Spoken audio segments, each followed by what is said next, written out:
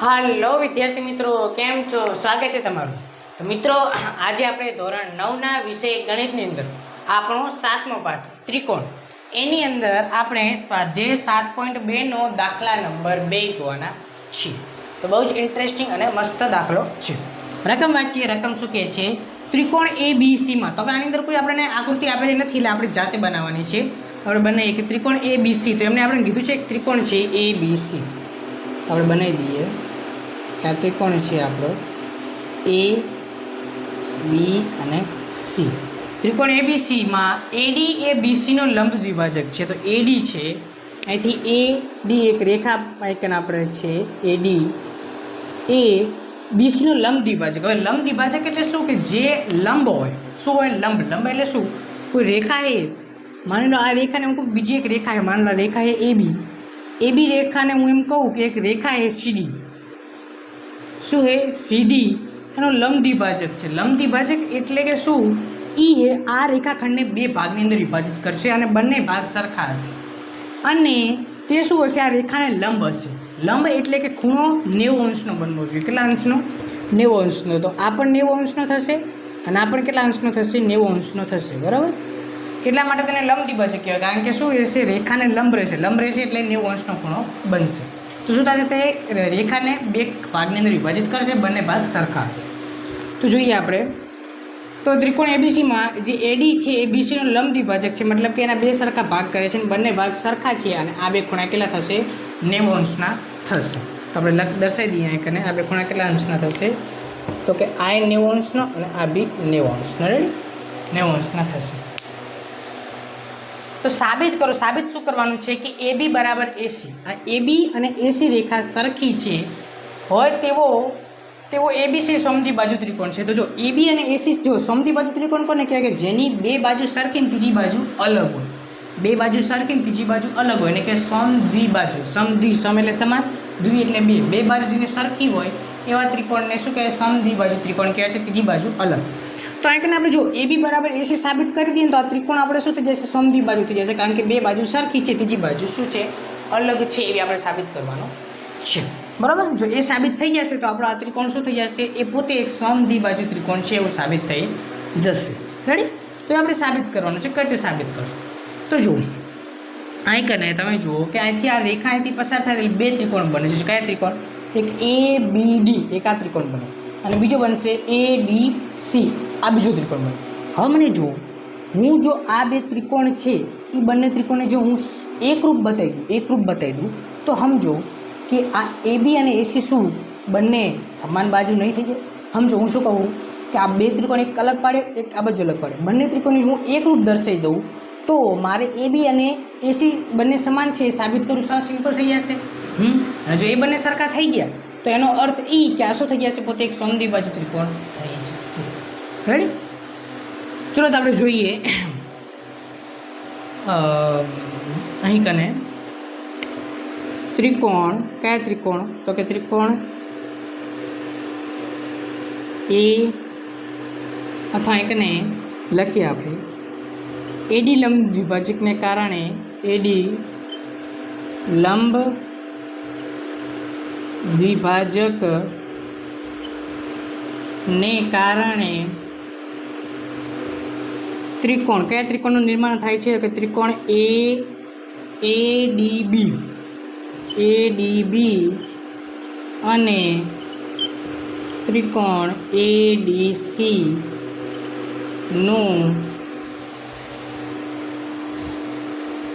નિર્માણ થાય છે. રાઈટ? એ થઈ ગઈ વસ્તુ.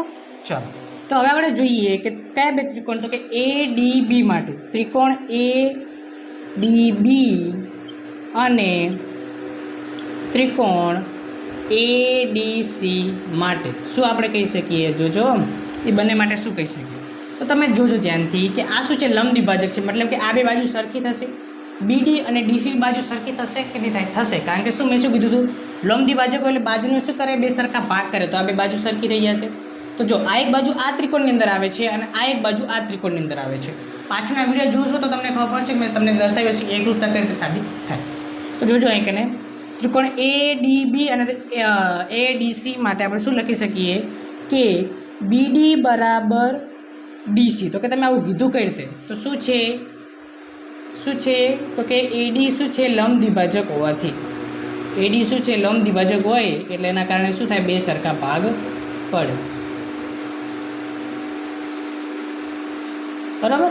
રેડી? BD બરાબર DC. BD બરાબર DC એકી વસ્તુ સાબિત થઈ છે. બીજી કઈ વસ્તુ? તો બીજું તમે જુઓ એકને કે ખૂણો ADB બરાબર ખૂણો ADC. તો સર તમે આ કેવી રીતે કીધું કે ADB અને ADC બંને સરખા કેવી રીતે? તો બંને સરખા છે કારણ કે બંને 90 અંશના છે. બંને શું છે? 90 અંશના છે. આ 90 અંશના, આ પણ 90 અંશના, બંને શું થઈ જશે? સરખા થઈ જશે. શું લખશું? કે બંને 90 અંશના કાટખૂણા. શું કહી દઈશું આપણે? કાટખૂણા હોવાથી એટલું લખી નાખજો. કાટખૂણા હોવાથી કૌંસ કરી દેજો. રેડી? તો આ શું સાબિત થઈ ગયું કે ADB બરાબર ADC બંને કાટખૂણા હોવાથી સરખા છે. ઓકે, તો બે વસ્તુ સાબિત થઈ છે. કઈ વસ્તુ સાબિત થઈ? બા અને ખૂ. જો બા, ખૂ, બા ત્રણ વસ્તુ આપણે મળી જાય. બા, ખૂ, બા. તો બાકુબા શરતના આધારે આપણે શું કરી શકીશું કે બંને ત્રિકોણ શું છે? એકરૂપ છે. શરતો યાદ છે? બાકુબા, ખૂબા, ખૂ, ખૂબા, ખૂ, પછી ખૂ, ખૂ, ખૂ, બા, બા, બા. બરાબર? આ બધી શરતો છે જેના આધારે તમે ત્રિકોણ છે એ એકરૂપ સાબિત કરો છો. એકરૂપ ત્રિકોણ કોને કહેવાય? પાછળના વિડીયો જોઈ લો, ખબર પડી જશે. રેડી? તો આ વસ્તુ થઈ ગઈ સાબિત. આગળ જોઈએ હવે. તો બા અને ખૂ થઈ ગયું. હજી એક બાજુ જુઓ. જો બા, ખૂ, બા, તો આપણે બાકુબા શરતના આધારે શું કહી શકીશું? બંને ત્રિકોણ એકરૂપ છે એવું કહી શકીશું. તો હવે એક બાજુ હજી કોમન જોઈએ. એક બંને અંદર કોમન એટલે કે બંને અંદર સરખી જુઓ. તો તમે ધ્યાનથી જોજો. તો AD બાજુ એવી વસ્તુ છે કે જે બંને અંદર આવે, બંને ત્રિકોણ અંદર આવે. જો આ ત્રિકોણ અંદર આવે, આ ત્રિકોણ અંદર આવે, બંને ત્રિકોણ અંદર આવે, તો એ ADનું તો મૂલ્ય સરખું છે, બંને માટે સરખું છે. તો આપણે શું લખીશું? AD બરાબર AD. તો કે સર તમે આ કીધું કઈ રીતે? તો લખવાનું સામાન્ય બાજુ. બંનેમાં સામાન્ય બાજુ એ હારી સામાન્ય બાજુ. તો હવે આના આધારે આપણે સાબિત કરી શકીશું. શું સાબિત કરીશું? કે બાકુબા શરતના આધારે બાકુબા શરતના આધારે આપણે શું કહી શકીશું? શું લખીશું? કે ત્રિકોણ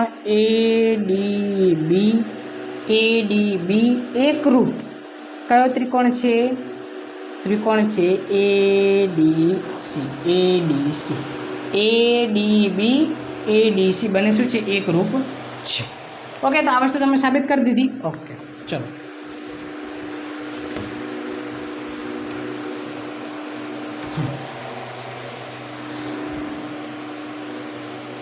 હવે બીજું તમે શું કહી શકશો કે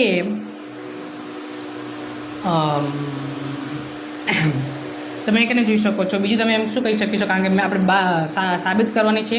તો તમે લખજો. આઈકન A પકડ્યો, B પકડ્યો. કઈ બાજુથી? AB બરાબર આઈકન કઈ બાજુ આવશે? AC. બરાબર? અમે આઈકન જે પકડો એનું અમે પકડવાનું. AB બરાબર AC. તો તમે શું કહી શકો છો કે આ AB અને AC શું છે? બંને સરખી છે. કઈ રીતે તમે કીધું? તો કે ભાઈ એકરૂપ ત્રિકોણની અનુરૂપ બાજુઓ. એકરૂપ ત્રિકોણની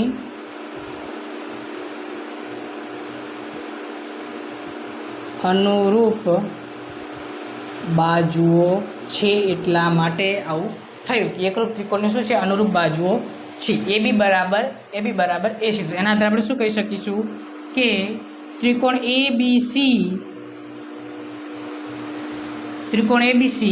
એ શું છે? એ સમદ્વિબાજુ ત્રિકોણ છે. માટે ત્રિકોણ ABC સમદ્વિબાજુ ત્રિકોણ છે.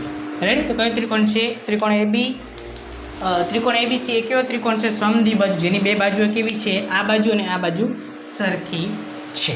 રેડી?